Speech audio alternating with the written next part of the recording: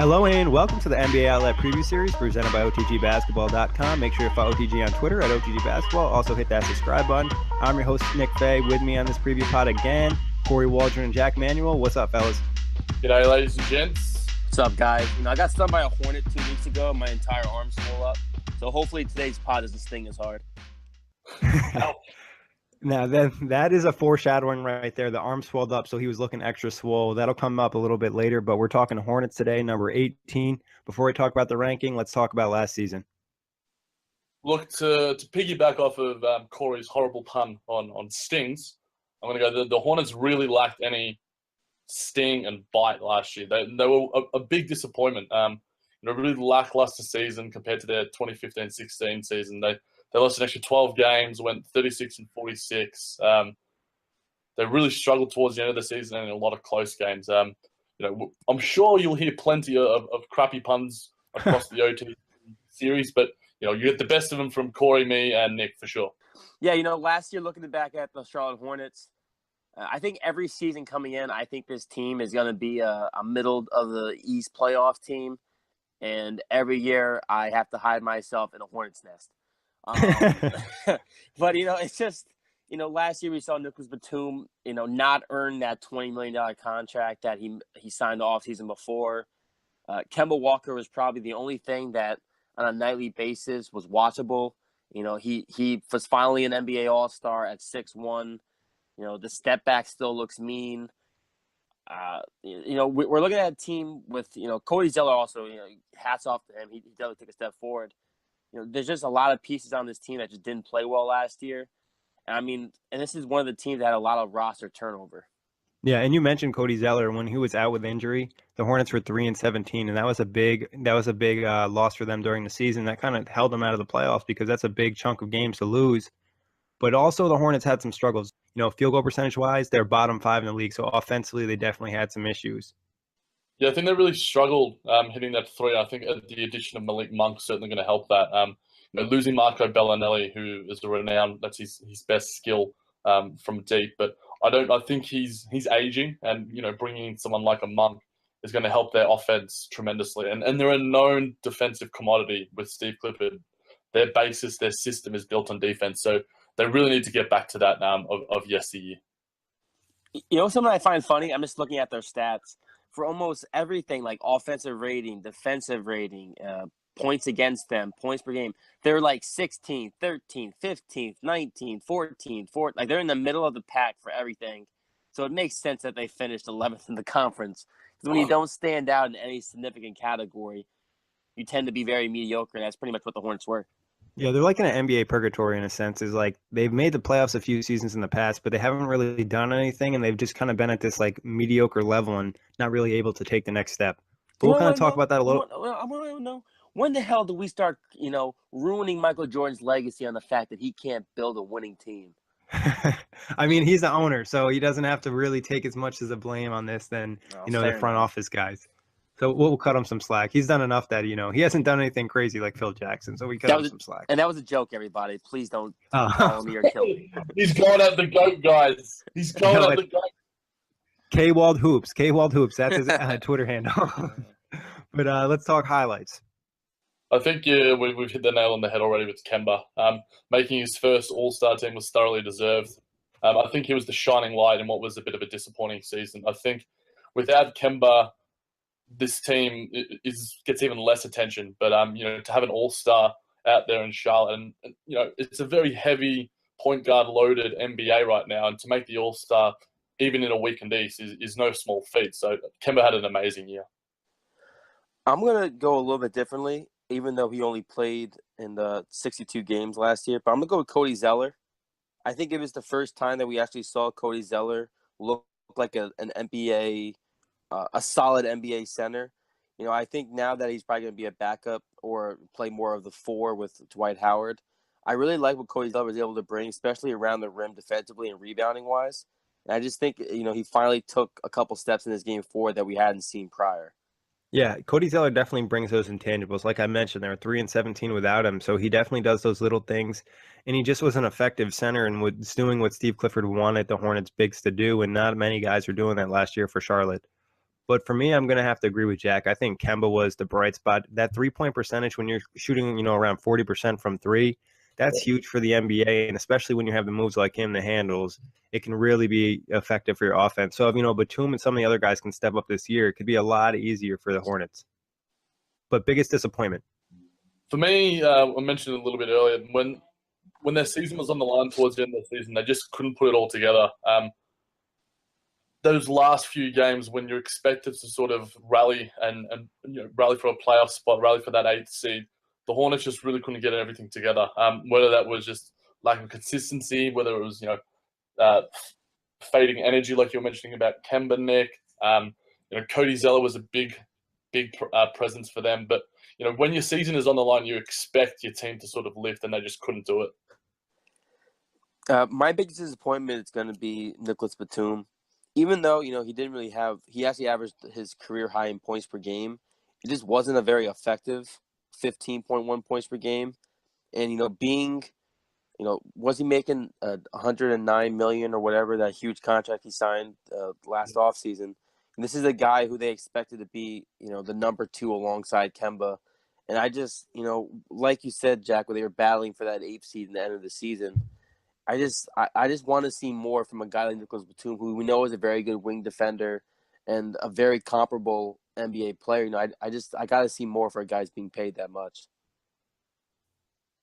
He fits perfectly in today's NBA as well, like you're saying, Kory, because he's that perfect 3-and-D wing, and he is their number 1 guy behind Kemba. He's on a salary that's almost double Kemba Walker's. Whether there was a sense of complacency once you get that contract, like a lot of players tend to get, that might have been a thing. But hopefully with a renewed energy with Dwight and missing the playoffs last year, hopefully that will give him a kick in the ass so they can move back up the standings. Yeah, I think that was some of the problem with Nicholas Batum in Portland is the inconsistency. Like Kory said, he had a down year, and like the year before, he was hitting threes off screens like it was nothing. And he's a great playmaker from that shooting guard, small forward position. And he kind of gives the Hornets some more versatility when he's effective. But when he's not hitting shots, it really hurts the team, especially with the limited options they have. And when they have to play guys like Michael Kidd-Gilchrist that can't shoot threes, they definitely need all the guys on the floor to really space it. Yeah, great. Let's talk ranking, though. Hornets in at number 18. What are your thoughts on that? Yeah, I reckon that's probably right around the mark. We were talking about the Pelicans on one of our previous pods, but unlike the Pelicans, their ceiling and talent is a little bit lower. But then on the flip side, their downside is a little bit lower as well. So they have a sort of a lesser bit of a range because, the Hornets in general, they have quite a good front office. There's a bit more depth and stability there at the coaching and the front office position. So, yeah, I reckon 18 is probably right around that mark. I'm really high on the Hornets. I think this is actually probably a little bit too low. I actually think they're going to be slightly better than people expect this season. And I know I say this almost every year. I think adding a guy like we'll talk about in a few minutes, like Dwight Howard, I think, if he can actually play a little bit of the pick and roll, which he's not a giant fan of, alongside Kemba Walker. And I think Nicholas Batum will have a bounce back year, even though he was not as good this year. I think this team is going to be, a top 6 team in the East. This ranking would probably put them around 7th in the East, so pretty close to what you're thinking. I would probably say this is pretty fair. Like Jack said, I don't think there's a huge range. They're not going to be much worse. They're not going to be a ton better. One benefit for them, though, is they're playing in the East, and they just look like a solid team. And not necessarily a great team, but being a solid team in the way that the East is now could really pay dividends. Just for the record, I also really like hearing Kory positive on a team because I love when he shits on a team. It's always good fun, but it's always nice to hear the flip side to Kory, hearing him nice and positive about one team as well. I got to mix it up. Got to keep everybody guessing. But you guys mentioned it before. We're going to talk additions. The Hornets had a big draft. Malik Monk fell to them at 11th, and they were hyped about that. I know a lot of people were hyped about Malik Monk, and to get him at 11th and the ability of what he can do shooting-wise and offensively and his upside, they're pretty excited. What are your thoughts on him? An absolute steal. He was projected to go as high as top 6. So the fact that he landed in the laps of the Hornets at pick 11, I think it was, he's one of the best shooters. His athleticism, his upside that you were mentioning, Nick, his ceiling is huge. But there are some injury concerns, albeit minor. going into the start of the season that I'm sure we'll have a bit of a chat about as well. But, great pick by the Hornets here. They could do no wrong. He sort of fell into their lap, essentially. I mean, SEC Player of the Year, averaged 19.8 points per game with Kentucky, shot 45% from the field, 39% from three.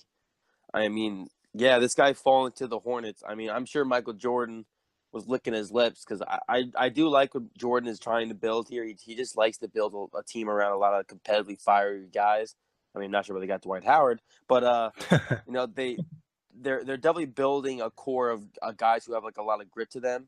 And I think a guy like Malik Monk, who, like you said, Jack, was expected to go even possibly top 6, falling to 11, that kind of adds to a guy. I feel like it makes you a little bit hungry. Like, wow, look at all you morons who passed on me.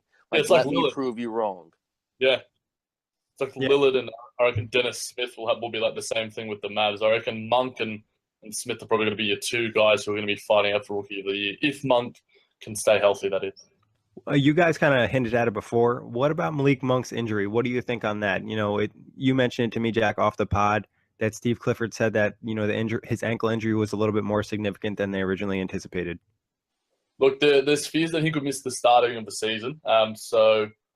Initially, it was just thought he would miss the summer league. But I literally got the Bleacher Report notification last night. I'd finished all my research, but I'm like, all right, I got to go back and edit some stuff now. But so I don't think it's going to be a long-term effect. But even missing any sort of time for a young guy to sort of get used to the NBA system, it's going to take him a while being a young guy, like any young player. But I still think he can have an effect and a role to play this season, as long as he doesn't miss, anything more than 10, 15 games, because then you're back from square one and you got to catch up even more. But I don't think it's too much to worry about for Hornets fans, but it's certainly something to watch. And to piggyback, the injury is, as Clifford said, as something I read after Jack informed us about the injury, is that it's a little bit more significant than he believed, and that it was to the point where he couldn't even do non-physically challenging drills. So that's concerning. Like you said, Jack, if he misses the start of a season, to a rookie campaign, that can kind of throw you off, because now you're going into a lineup or a roster that is starting to have game time chemistry, and that does have an impact. We can say this isn't 2K. You can't just switch in and out lineups and think the guys are going to play the same. It will have a little bit of an effect, and it might. I know I had Malik Monk as a starter going into the season, and now guys like Jeremy Lamb will have a chance to possibly win that 2-guard position. Yeah, I think it could impact him, obviously if he misses a significant amount of games, because he won't be able to adjust the NBA. The one positive for him would be, though, is that there's a lot of veterans on this roster, and they could kind of make his life easy when he comes back and kind of help him adjust. And really, they could probably get away in the East without having him for some time, or not having him be that effective. They just need him later in the season and in playoff time. Not thinking that the Hornets are going to win anything big, but they want their best players available when it matters.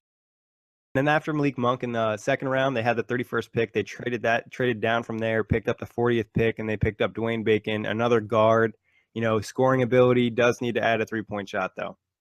Yeah, he certainly needs to add a 3-point shot, but he does have some nice size and some nice composure for that shooting guard position. He's been compared to a Joe Johnson, Paul Pierce type, in how he sort of controls the tempo of the game. If Monk's injured, if the Hornets see more injuries, then he could certainly see some time and maybe some junk time in some games too. But I like the way he feels the game. I like his basketball IQ, as they like to say. Playing for Florida State University last year in college, he averaged 17.2 points per game. Shot, a little bit over 30% from three, which is, a little bit concerning. You want to see those percent a little bit higher. But, 2-point percentage was 51%. Guy rebounded at a decent click. At 6'5", especially with Malik Monk, as we said, missing some time, Dwayne Bacon can definitely make a contribution early and probably, win some big-time minutes. Yeah, a lot of people were high on him, especially as a second-round pick. So that's another good pickup for the Hornets, a solid draft overall. But let's talk trades. Obviously, this was, the big news for the Hornets this year. They picked up Dwight Howard in the 31st pick for Miles Plumlee, Marco Bellinelli in the 41st pick. So, they, like I mentioned, they traded down 9 spots from that 31 pick. So they ended up with keeping almost the same pick they had. But what are your thoughts on Dwight? Look, I'm going to go against the grain and say I don't mind this addition, especially for the fact that they really didn't have to give up anything at all. he gives the team, some life, a bit of personality, and he's not the same. He's not Orlando Dwight, but he can certainly bring some people to the game.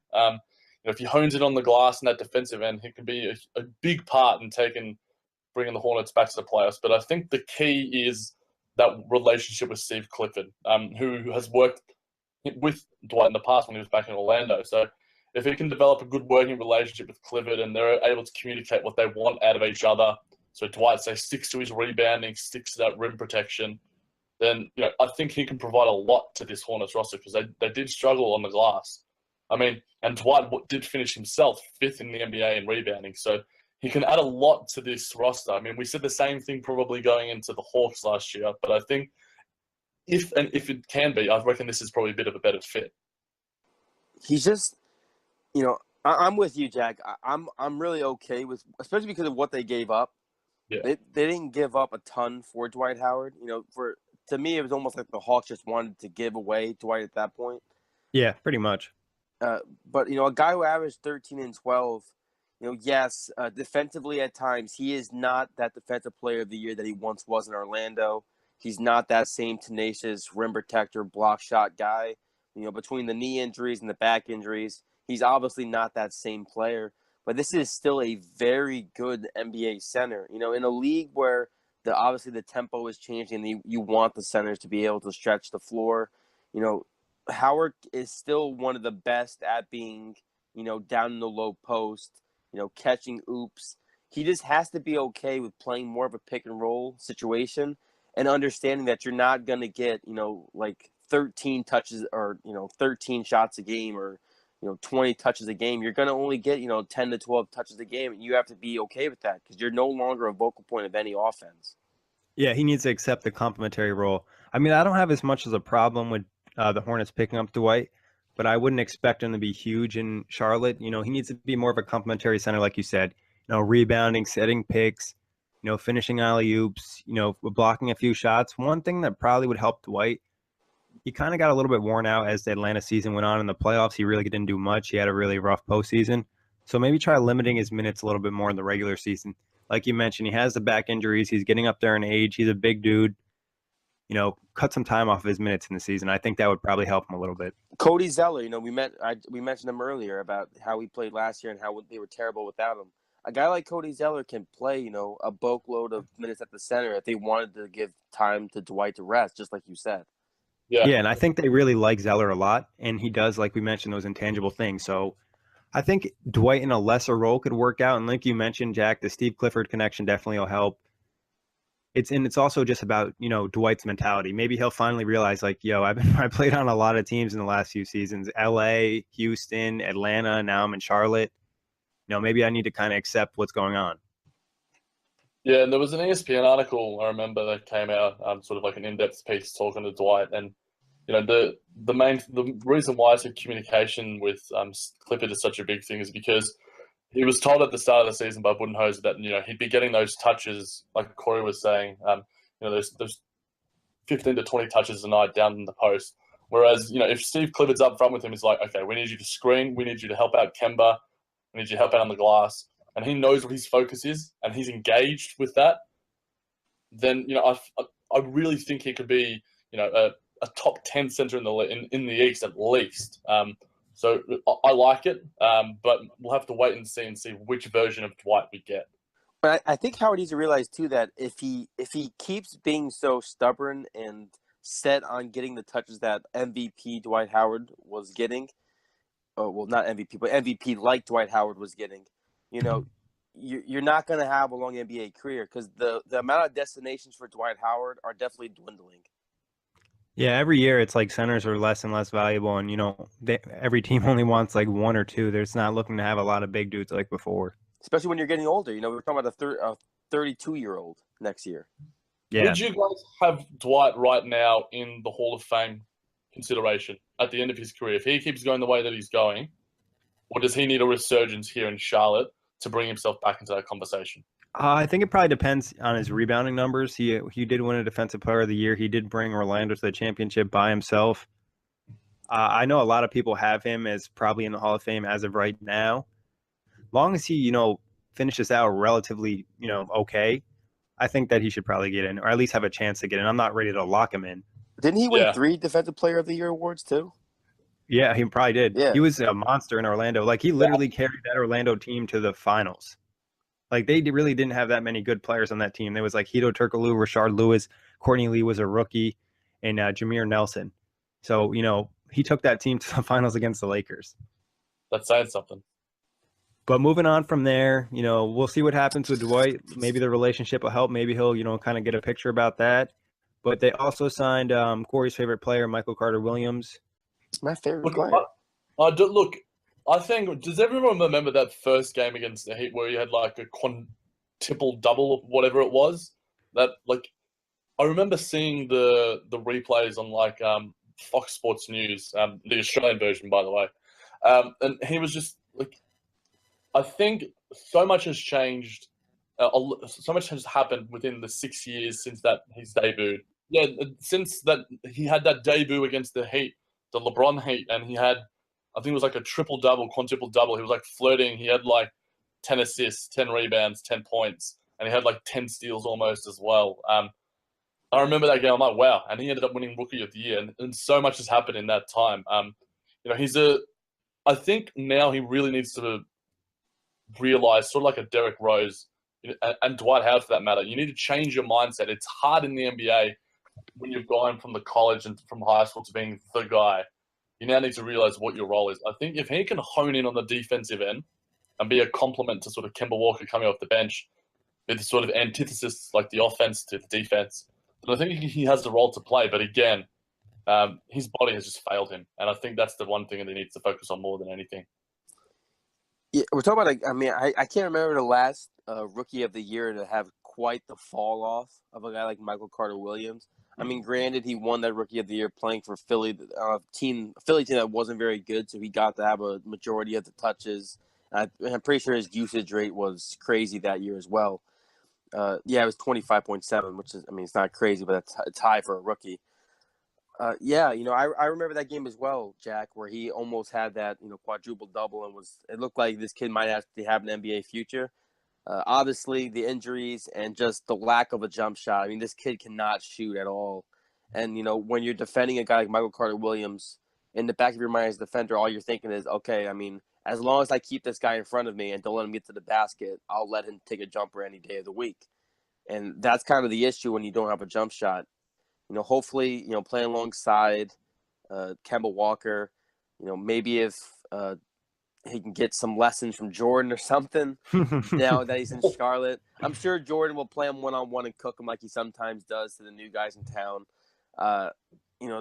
He's another guy, kind of like Dwight, but except he's 25 years old, going to be 26. He's at this point in his career where if you don't make a stand right now in Charlotte, your NBA career could be over within this season. Yeah, I think you guys hit it right on the head. The injuries that he's had, the lack of a jump shot, and him just, regressing since his rookie year. It's kind of disappointing for him, and it's kind of a big role for him this year. He's going into the season as the Hornets pretty much backup point guard, so they're expecting a lot from him. So hopefully he can step up because, he's okay as a playmaker when he's healthy, but it's hard for him to get in the lane because his lack of jump shot, so defense can just play right off of him. And there's no way Clifford could play lineups with both Michael Carter-Williams and MKG on it because as much as they are quite good on the defensive end, they're just a liability on the offensive end. Yeah, it would look a lot cooler on paper than it would actually on the floor. Exactly. But departures. Ramon Sessions, Brian Roberts, Miles Plumlee, Marco Bellinelli, Christian Wood. Anybody really stick out to you that they're going to miss? Look, Bellinelli somewhat. He provided, some okay offense off the bench, bit over 10 points a game. He still has something to offer, an NBA roster. He'll probably, bounce around a little bit in the last sort of few years of his career. But, Miles Plumlee's played 45 games in his past 2 seasons. I think that's, it's enough said. And Ramon Sessions doesn't fit with, the recent acquiring of Malik Monk and MCW and Julian Stone. And, Brian Roberts played barely half the season as well. So, no big losses here, I don't think. They're really gonna miss the Roy Hibbert trade. No. I think if any of those guys, I think if any of those guys, you definitely miss just probably the 3-point shooting of Bellinelli. But besides that, moving on from these guys, you're not really losing when you get a decent draft. Yeah, but Bellinelli can still light it up from three, and he gets, real hot and hits those tough threes, but I think they'll be fine. They added some younger players, a little bit more upside, so I think it makes sense. But moving on to the starters for the Hornets, who do you got starting opening night?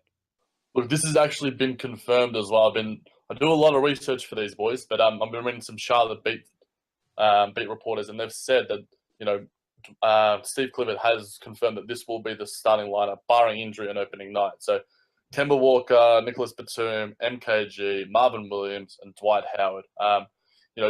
Howard replaces Zeller. That's the only real change from last year's lineup, but I don't mind it. I think that they all can relatively balance each other out.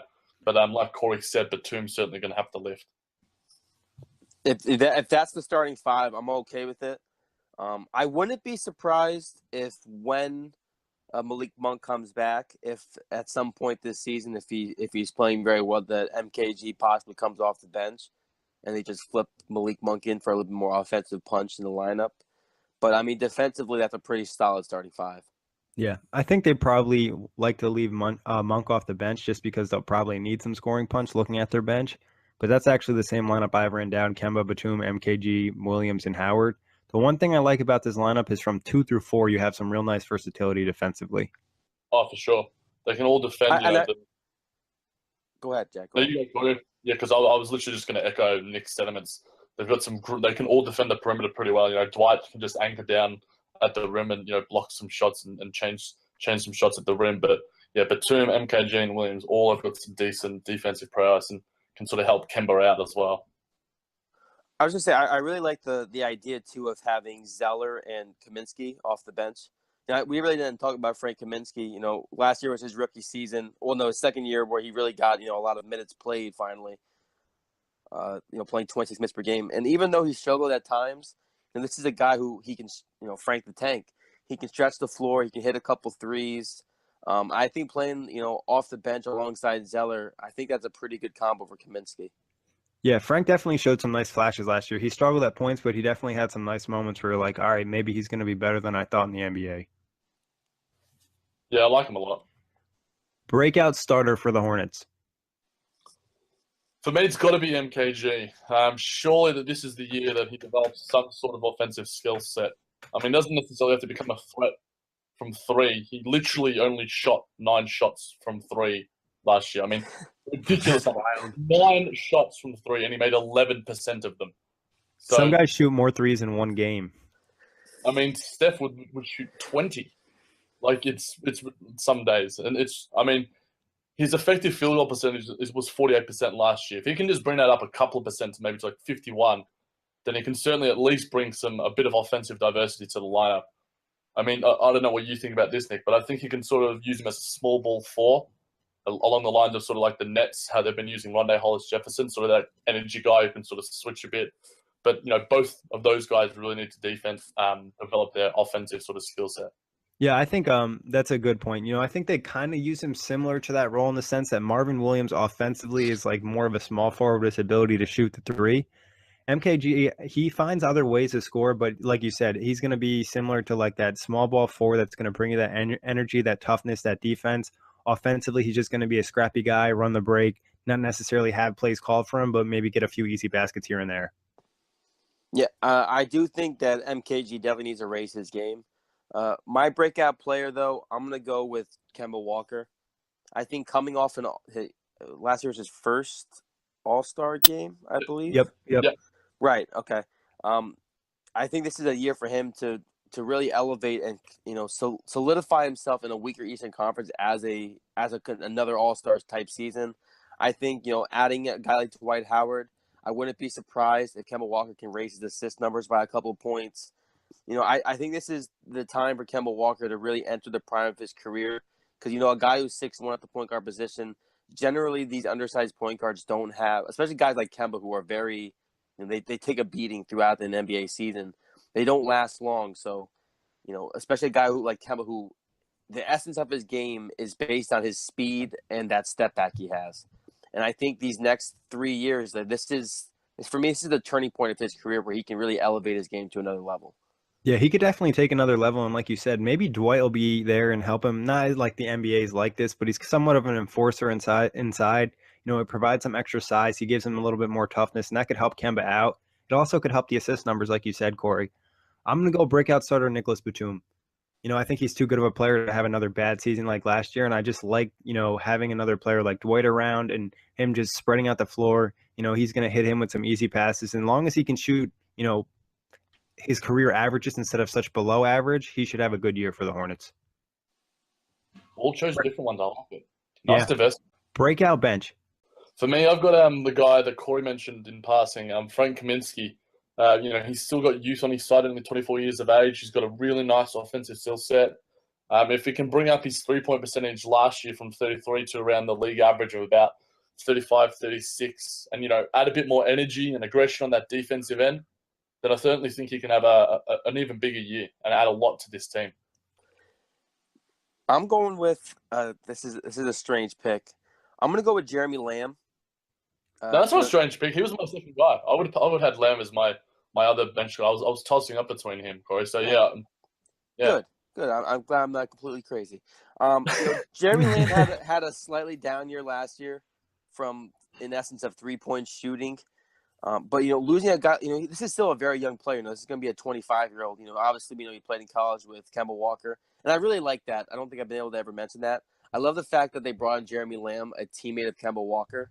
I just think that's really cool to see.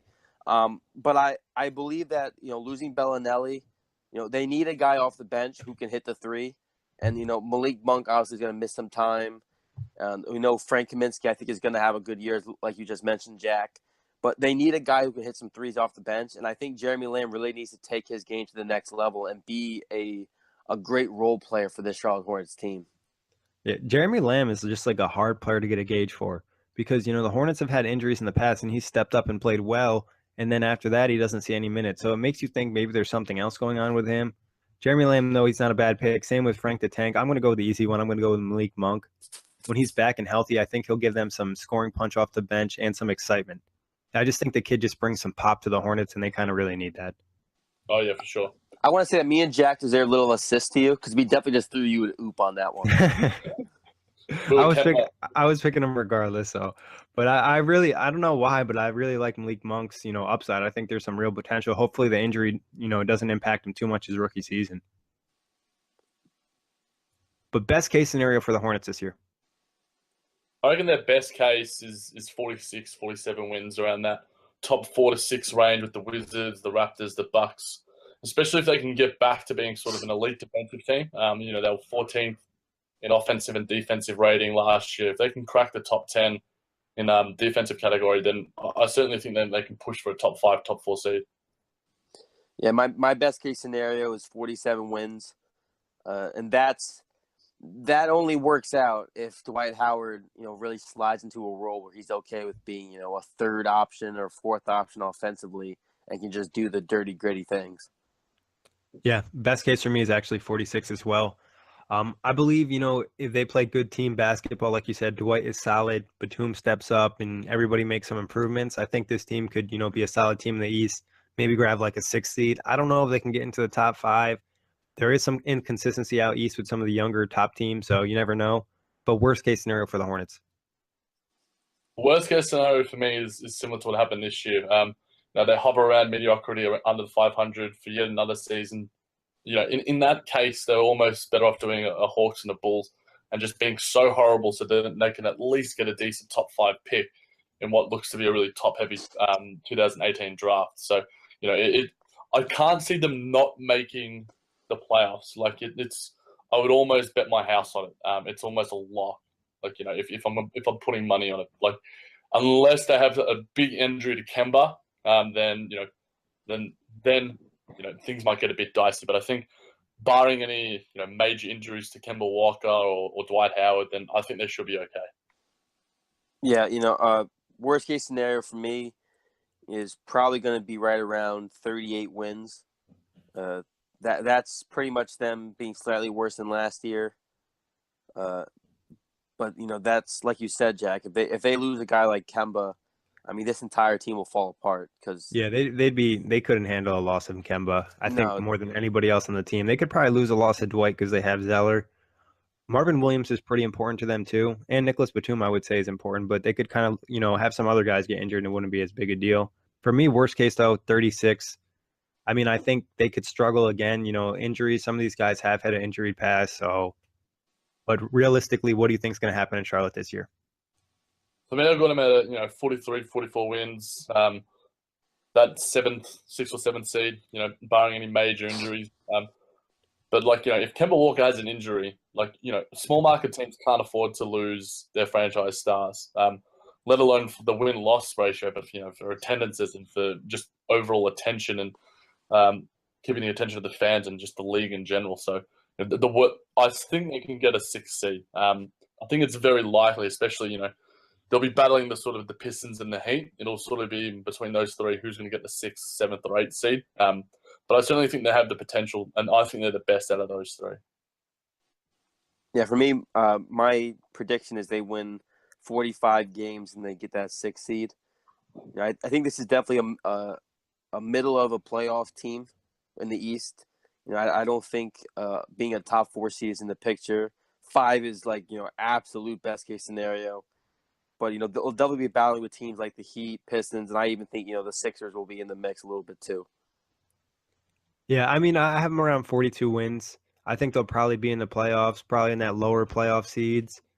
But it's tough to say with the East because there's a lot of question marks still, and we don't know what's going to happen. They could end up with a better record because they beat up on the bottom of the East. So it's really tough to gauge a lot of teams in the East because we don't know how bad a lot of teams are going to be. But I think they probably should make the playoffs. Talent-wise, they should make the playoffs, but you never know. Last year, probably a lot of people had them making the playoffs and they missed out, so we'll see what happens. The truth. So I actually have 2 emojis today as well. I have the arm flexing with the muscle, Dwight Howard bringing them some size and inside presence. Then I also have the lock emoji because I think for the Hornets to be a good team, they're going to have to lock down defensively. Good ones again, Nick. You kill it on this emoji game. I thought mine was good again. I've got We've given the whole Hornets a lot of love this pod, but in general, I'm not a big. I don't really. It's not that I don't care. It's just that they're not on my radar that much. So I've got a bit the shrugging man or woman for me because I just don't. I'm not really going to pay that much attention to the Hornets because they're going to be around the 6, 7 range in the East. They're not going to make that much noise. They don't have the excitement of Philadelphia. They don't have the star power of a Wizards or a Bucks. So for me, it's the shrugging man or woman. Man, you guys are making me look bad on these because this one was hard for me. I just picked, the little devil guy who's smiling. Yeah. Yeah, I just picked that one because I think this could be it's a double meaning one for me again. It's where this team could surprise some people, and be a little bit of a sleeper, maybe a tough out in the playoffs, so they're a little bit devilish. Or it could be a situation where Dwight Howard comes in and completely becomes a cancer and destroys the team. so it's a double meme again. Love your double meanings, Kory. Both sides of the spectrum. But I want to touch on, before we go to League Pass, what do you guys think about the Hornets? Obviously, Nike took over the NBA jerseys this year, and they're one of the lucky teams. They're the only team to have the Jordan logo on their jersey. I mean, having Ioannis on your jersey is a privilege in itself. But I'm an Adidas man, so I was a bit sad to see the fact that Nike's taken over because I'm Adidas through and through. I love apart from the Kyries, they're my favorite shoes. The Kyries are great. I absolutely love those shoes as well. I think it's awesome. It's of course Michael Jordan has the team that he owns wear the Jordan logo. I feel like that's only right. Hopefully, maybe taking off the Adidas logo and get a little Jumpman on there. It'll mix things up and they'll have a little bit more of a winning pedigree. But it's cool though to see that logo on a jersey. Jack, even though you love Adidas, will you admit that the new Nike NBA jerseys are fresh? They are. Look, they do look very good. It's just when it comes to brand allegiances, I'm always with Adidas just because I don't know, and they've had a resurgence lately with a lot of the sort of lifestyle shoes. They have a lot. Honestly, Adidas has really picked up, and they've really improved a lot of stuff over probably the last 5 years. The Yeezys obviously have been a big boost too. Did you guys see? I think it was last year when Swaggy P wore Yeezys for an act. Only Nick Young would do that. That's why I love him so much. Nick Young is fresh. But I have another question to get before we get to league pass. We probably think the Hornets are going to make the playoffs. Do we have them, a lock to get knocked out in the first round? Look, it depends on who they get. If they say, we all think that it'll be the Celtics and the Cavs jostling for the 1 and the 2, but that 3 and the 4 position, I've probably got the Wizards finishing 3rd. So, if it's Wizards, Hornets, the Wizards will probably knock them out in 5 or 6. But if they get the higher their seed is, the more likely they are to do some damage. But they don't have as much elite talent to really make the noise that say like a Wizards and a Bucks do. So I think it is what you were saying, Nick. It's likely that they go out in the first or second round. Oh, you son of a gun! You set me up. If they somehow get matched up with the Raptors in the first round, then the Raptors could possibly be bounced in the first round. I just have no faith in playoff Kyle Lowry or DeMar DeRozan. I have zero faith. He's got a 3-point shot now. He's got a 3-point shot. Yeah. I have to see it to believe it. But I mean, even just being a Pacers fan, we matched up with the Raptors 2 years ago, and Paul George single-handedly almost eliminated the Raptors in a 2-7 matchup in the first round. They should have won that series. The Pacers should have won that series. Yes, they blew that series. They were up 3-2. The Raptors in the playoffs, you just can't take them seriously. And I know they have Serge Ibaka still. Jonas Valanciunas is kind of a liability, and I kind of like the thought that Dwight Howard could, kind of abuse him down low.